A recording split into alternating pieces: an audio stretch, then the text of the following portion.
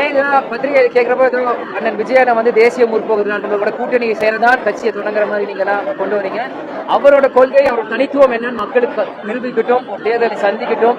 அதுக்கு பிறகு தேசிய முற்போக்கு திராவிட கழகம். ஏன்னா கட்சி ஆரம்பிக்கிறது அவர் பேசணும். அவரை கேட்கற விட்டு மீது எல்லாருமே நீங்க கேட்கணும். நீங்க போய் அவர் இல்லைன்னா தாவா கிட்ட போய் நீங்க போய் தேமுதிக கூட்டணி சேர்வீங்க, நீங்க அவங்க போய் கேளுங்க. ஏன்னா தேசிய முற்போக்கு திராவிட கழகம் 20 வருஷம் பழமையான கட்சி. நீங்க இன்னைக்கும் நேற்று ஆரம்பிக்கல. கட்சி ஆரம்பிக்கும் முன்பே கேப்டன் 10-15 வருஷமாக ரசிகர் மன்ற காலத்திலிருந்தே எங்களை வந்து ஒரு கட்டுக்கோப்பா ஒரு ஃபார்மேட்ல எங்க தொண்டர்களை வளர்த்துட்டு வந்தார். அந்த ரசிகர், அந்த வளர்ப்பு தான் பிறகு கட்சியாக மாறுச்சு.